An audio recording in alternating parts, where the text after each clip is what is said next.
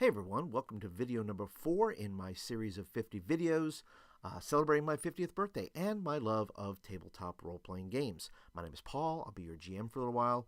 I'm sure you don't mind that I have ditched the introductory music and intro and all that kind of good stuff because, well, we don't know what this is going to turn into yet, but it may come back, it may not. But I know most people, myself included, like to get right into whatever it is the person in the video is talking about. And this particular video is about finding inspiration. You never know where you're going to find it. And so many times we look in our books, right, whether our D&D books or Pathfinder books or whatever resources we may have, and we're looking, and there is plenty of inspiration in there, but sometimes you have to look outside of those things, looking around you to find some inspiration.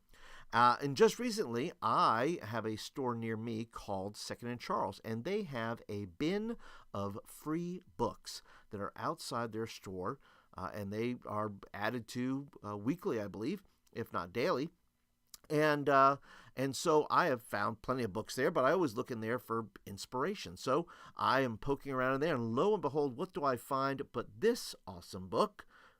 Fantastic, Fearsome Beast, Scary Monsters of Myths and Legends. And I know what you're thinking. You're thinking, Paul, isn't this book filled with just derivatives or even source material for where other monsters have come from in our monster manuals and such?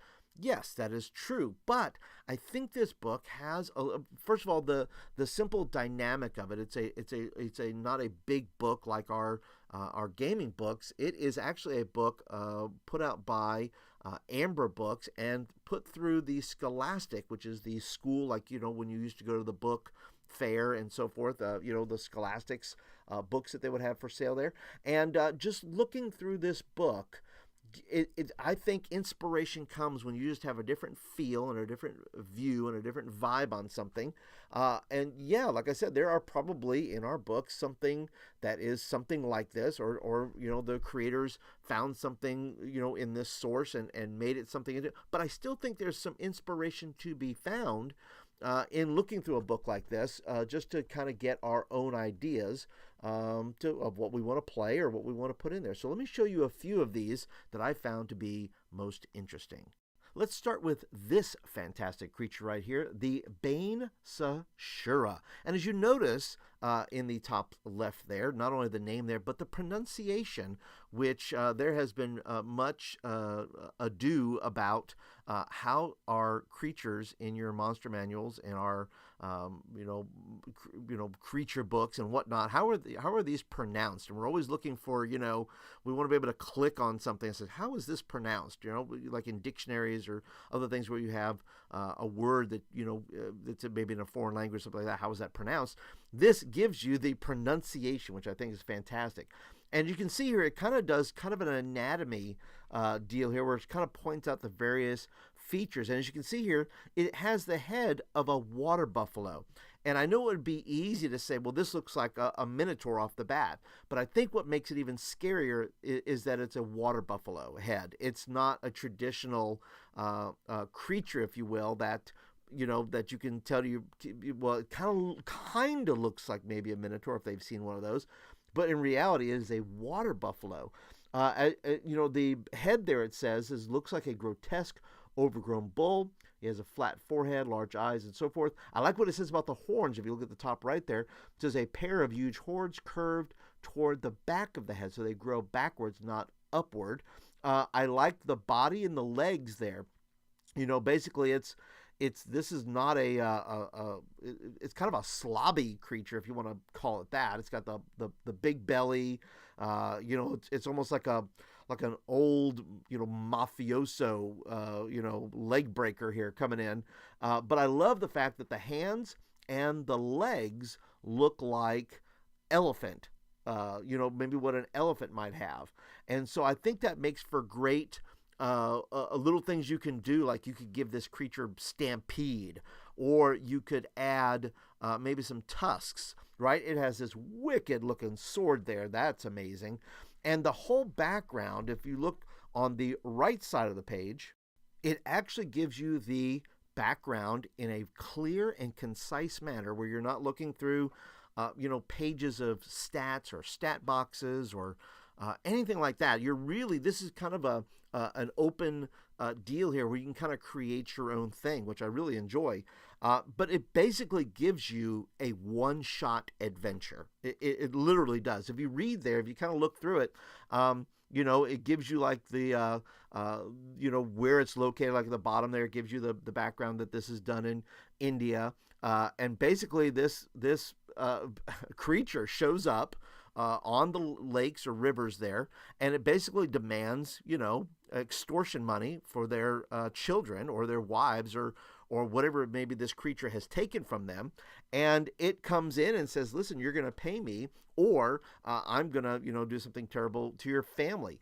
And I like in the bottom right-hand corner where it gives you kind of this little did you know. You can kind of use that as some background flavor as well. It says the Bane Sashura isn't the only beast that is said to inhabit Lake Bariwa. In fact, this famous watering hole has two more demon spirits known as the Nag and the Nagin.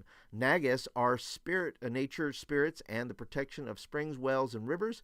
In some stories, Nag and Nagin appear in the form of male and female water serpents. Now, you probably are familiar with that. If you've been gaming for any long time, you know what the Naga is, and these nasty little serpent creatures.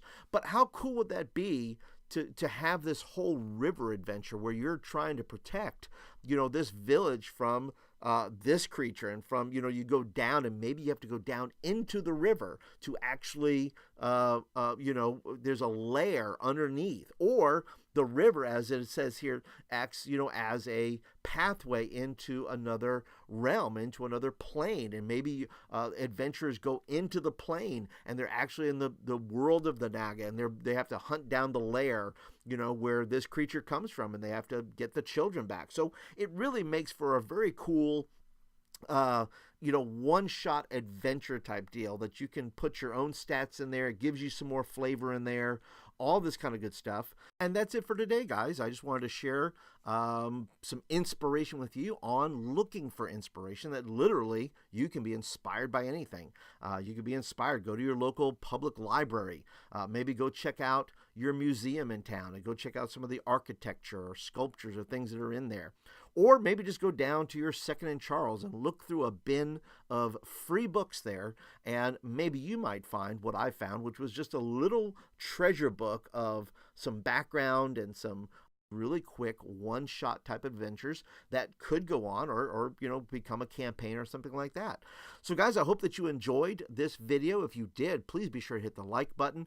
If you really like the video, and maybe you like some of the content that I'm putting out, be sure to hit the subscribe button, and I'll be posting more videos on some of the things I like in tabletop role-playing. I have about 46 more videos to go, so until I reach 50, and then I'll decide after that what I'm going to do and keep doing with this channel. So anyway, that's it for today, guys. Be sure to leave your comments down below. What do you think? What would you add to these fantastic creatures? Where have you found inspiration lately? I would love to hear from you. So go ahead and leave your comment down below, and I will talk to you guys in the next video. See you later.